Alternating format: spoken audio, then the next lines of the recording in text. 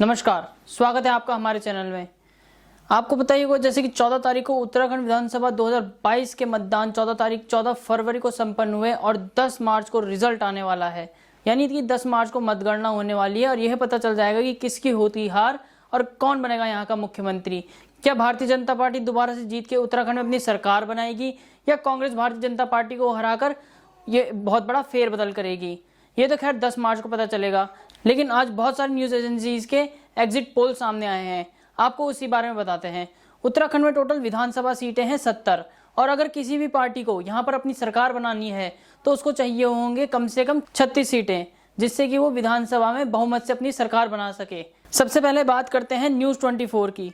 News 24 जैसे कि आपको दिख ही रहा होगा कि भारतीय जनता पार्टी को न्यूज 24 टुडेज चाणक्य जो बता रहा है कि भारतीय जनता पार्टी को 43 सीटें मिल सकती हैं, जिसमें से 7 ऊपर नीचे भी हो सकती हैं, लेकिन वो भारतीय जनता पार्टी को पूर्ण बहुमत दिखा रहा है कि भारतीय जनता पार्टी को 43 सीटें मिलेंगी। वहीं कांग्रेस को 24 सीटें और अदर्स के खाते में जाएंगी 3 सीटें, लेकिन आम आदमी पार्टी को उसने यहाँ पर 0 दिखा दिया है कि आम आदमी पार्टी को उत्तराखंड में कोई सीट नहीं मिल रही है। वहीं बात करें एबीपी सी वोटर की। एबीपी सी वोटर भारतीय जनता पार्टी को 26 से 32 सीटें दिखा रहा है, जो कि बहुमत से कम है, और कांग्रेस को दिखा रहा है एबीपी सी वोटर 32 से 38 सीट। ये बता देते हैं आपको, ये रिजल्ट नहीं है, ये एग्जिट पोल है। कांग्रेस को 32 से 38 दिखा रहा है, जो कि बहुमत से ऊपर है। आम आदमी पार्टी को 0 से 2 सीटें मिल रही हैं और अदर्स के खाते में वो 3 से 7 सीटें दिखा रहा है। आज तक की बात करते हैं। आज तक दिखा रहा है भारतीय जनता पार्टी को 36 से 46 सीटें। वहीं कांग्रेस को आज तक दिखा रहा है 20 से 30 सीटें। भारतीय जनता पार्टी का वोट शेयर आज तक ने दिखाया है 44% और कांग्रेस का वोट शेयर दिखाया है 40%। कांटे की टक्कर भारतीय जनता पार्टी और कांग्रेस दोनों में ही है। बीजेपी को 36 से 46 आज तक ने दिखाया और कांग्रेस ने दिखाया 20 से 30। आम आदमी पार्टी को 1 से 3 सीटें मिल सकती है। वहीं अदर्स के खाते में 2 से 4 सीटें जाने का अनुमान है। वहीं इंडिया टीवी की बात करें, इंडिया टीवी और सीएनएक्स ने मिलकर सर्वे किया था। भारतीय जनता पार्टी को दिखा रखा है 25 से 29 सीटें, जो कि बहुमत से कम है। वहीं कांग्रेस को दिखा रखा है 37 से 41 सीटें, जो कि बहुमत से ज्यादा हैं। इंडिया टीवी के हिसाब से उत्तराखंड में कांग्रेस की सरकार बनती हुई नजर आ रही है। आम आदमी पार्टी को 0 से 2 सीटें दिखाई है, वहीं अदर्स के खाते में 2 से 3 सीटें दिखा रखी हैं। न्यूज 18 के सर्वे की बात करें, न्यूज 18 ने भारतीय जनता पार्टी को 35 सीटें दिखाई है, कांग्रेस को 32 सीटें, आम आदमी पार्टी को 1 सीट और अदर को 2 सीट दिखाई है।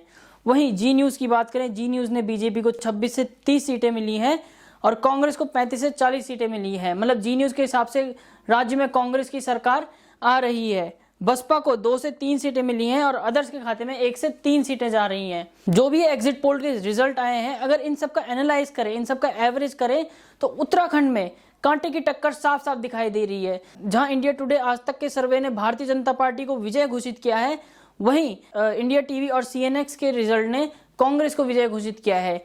उत्तराखंड में हमेशा से ही कांटे की टक्कर रहती है। 5 साल बीजेपी, 5 साल कांग्रेस। ये तो जनता तय करेगी कि यहाँ पर कांग्रेस आएगी या Bharatiya Janata party. Exit poll कुछ भी हो, ये तो 10 तारीख के दिन पता चलेगा कि कौन सी पार्टी 36 के जादुई आंकड़े को पार करके उत्तराखंड में अपनी सरकार बनाएगी। सबसे पहले आपको बताते हैं कि एग्जिट पोल होता क्या है। देखिए, जब कहीं पर भी चुनाव होता है तो लोगों के बीच यही दिलचस्पी लगी रहती है कि जीतने वाला कौन है। भले ही 1-2 दिन बाद रिजल्ट आने वाला होता है, लेकिन फिर भी लोगों के अंदर इतनी दिलचस्पी तो लगी रहती है कि आखिरकार इन चुनावों में कौन जीतने वाला है और कौन हारने वाला है और किसकी सरकार बनने वाली है। सिंपल शब्दों में कहें तो एग्जिट पोल यह है कि आम लोग जो भी वोट देकर आते हैं उनसे पूछा जाता है कि इस बार आपने किसको वोट दिया है। उन्हीं के कुछ सैंपल इकट्ठा करके एक गणित लगा के एक एग्जिट पोल तैयार करके आपके सामने रख दिया जाता है। एक अंदाजा रख दिया जाता है कि जो एग्जिट पोल हुआ है उसके हिसाब से ये पार्टी इस बार इतनी सीटों से जीतने वाली है। अब बताते हैं आपको कि ओपिनियन पोल एग्जिट पोल से अलग कैसे होता है। ओपिनियन पोल होता है मतदान से पहले और एग्जिट पोल होता है मतदान के बाद। ओपिनियन पोल सिंपल सी भाषा में कहें तो ओपिनियन पोल यह होता है कि आपके विचार में कौन सी पार्टी जीतनी चाहिए, वो होता है ओपिनियन पोल। और एग्जिट पोल ये होता है कि आपने किसको वोट दिया है। अब बात करते हैं उत्तराखंड की 70 विधानसभाओं में से कुछ हॉट विधानसभाओं के बारे में। सबसे पहले जो हॉट सीट आती है वो आती है गंगोत्री की, जिसमें विजय सिंह सजवाण कांग्रेस से उठे हैं और सुरेश चौहान भारतीय जनता पार्टी से उठे हैं। वहीं हॉट सीट यह इसलिए बनी हुई है क्योंकि आम आदमी पार्टी के कर्नल अजय कोठियाल भी इसी सीट से उठे हुए हैं। अगर आप देखें 2017 का, तो 2017 में बीजेपी ने यहाँ से बाजी मारी थी, गोपाल सिंह रावत ने। यह जो सीट है उत्तरकाशी की, यह 5 साल के लिए बीजेपी और 5 साल के लिए कांग्रेस के पास जाती है। आप देख सकते हैं जैसे कि 2002 में विजय सिंह सजवान कांग्रेस से यहाँ पे जीते थे, 2007 में गोपाल सिंह रावत बीजेपी से जीते थे, 2012 में फिर से विजय सिंह सजवान आईएनसी से जीते, 2017 में बीजेपी से गोपाल सिंह रावत जीते हैं।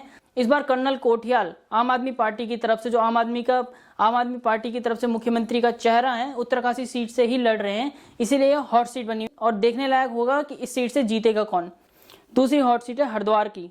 कहा जाए तो सिंपल सी बात, हरिद्वार हॉट सीट नहीं है, हरिद्वार बीजेपी का गढ़ है। मदन कौशिक जो कि यहाँ पे बीजेपी के उम्मीदवार है, पिछली बार 35,000 वोटों से जीते थे मदन कौशिक, इसीलिए ये हॉट सीट बनी हुई है। भारतीय जनता पार्टी ने 2017 में 61,000 वोट्स लिए थे और उनके opposite INC Indian national Congress के बाल स्वरूप ब्रह्मचारी ने 25,815 वोट लिए थे। भारतीय जनता पार्टी का वोट शेयर 2017 में 66% था, जबकि कांग्रेस का 27% ही था।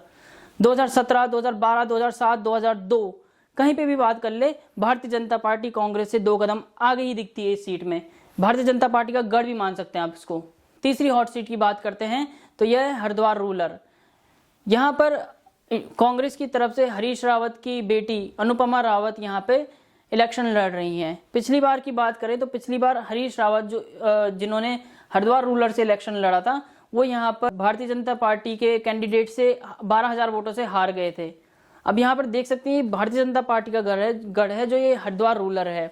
2017 और 2012 के चुनाव में भी देख सकते हैं भारतीय जनता पार्टी बड़े मार्जिन से जीती है। इस सीट में देखने वाली बात इस बार यह रहेगी कि इस सीट से आखिर जीतता कौन है। भारतीय जनता पार्टी दोबारा से वो दोहराएगी जो उन्होंने 2017 और 2012 में दोहराया था, यह अनुपमा रावत कांग्रेस की तरफ से यहाँ पर जीत के जाएंगी। चौथी हॉट सीट है लैंसडॉन की। शायद आपको लैंसडॉन के नाम से कुछ याद भी आया होगा।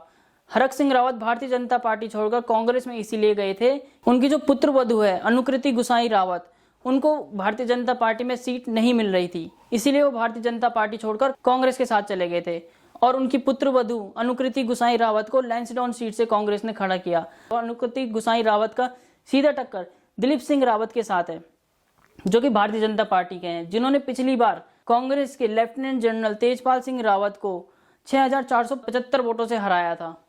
2017, 2012, 2007 और 2002 की बात करें तो यह बीजेपी का गढ़ रहा है। 2 बार दिलीप सिंह रावत यहां से विधायक रह चुके हैं, 2017 में, 2012 में। अगली जो हॉट सीट है उसे माना जा रहा है वो है खटीमा की, जहां से उत्तराखंड के मुख्यमंत्री पुष्कर सिंह धामी जी इलेक्शन लड़ रहे हैं। पुष्कर सिंह धामी 2017 के जो इलेक्शन हुए थे भारतीय जनता पार्टी की तरफ से लड़े थे और भुवन चंद्र कपारी जो इंडियन नेशनल कांग्रेस के उनके अपोनेंट्स थे, उनसे सिर्फ बहुत ही कम मार्जिन से जीते थे, 2,709 वोटों से जीते थे। वोट परसेंट बोल सकते हैं भारतीय जनता पार्टी का 36.51% था और जो कांग्रेस का था वो 33.16% था। वहीं बसपा की बात करें तो इस सीट से बसपा ने भी 17,408 सीटों पर अपना कब्जा किया था। और आखिरी जो हॉट सीट है उत्तराखंड विधानसभा चुनाव में वो है रामनगर। जी हाँ, पूर्व मुख्यमंत्री हरीश रावत इसी सीट से लड़ रहे हैं। कांग्रेस पार्टी ने हरीश रावत को अपना मुख्यमंत्री चेहरा बनाया तो था, लेकिन उनकी सीट कंफर्म नहीं की थी। कभी वो लाल कुआं, फिर आखिरी में कांग्रेस ने उनको रामनगर की ही सीट दी थी। रामनगर की बात करें तो रामनगर में पिछली बार भारतीय जनता पार्टी ने 8,000 वोटों से कांग्रेस को हराया था, जिसमें भारतीय जनता पार्टी के उम्मीदवार दीवान सिंह बिष्ट जी थे। इस बार हरीश रावत की सीधी टक्कर दीवान सिंह बिष्ट से होगी। वहीं आम आदमी पार्टी के शिशुपाल सिंह रावत भी इस बार चुनाव मैदान में उतरे हुए हैं। अगर इसमें स्ट्राइक रेट की बात करें तो 2017 में भारतीय जनता पार्टी, 2012 में अमृता रावत इंडियन नेशनल कांग्रेस से जीती थी, 2007 में तिलक राज बेदर कांग्रेस से जीते थे। तो एक तरह से मान सकते हैं कि कांग्रेस का ही एक गढ़ चल रहा था अपना रामनगर में, लेकिन 2017 में अचानक से भारतीय जनता पार्टी ने फेरबदल करते हुए 2017 में रामनगर की सीट अपने नाम कर ली। खैर, कांटे की टक्कर जितनी भी हो और किसी भी सीट पर हो, ये तो 10 मार्च को पता ही चल जाएगा कि कौन सी पार्टी 36 के आंकड़े को पार करेगी और किस विधानसभा क्षेत्र में कौन सा उम्मीदवार जीत रहा है। धन्यवाद।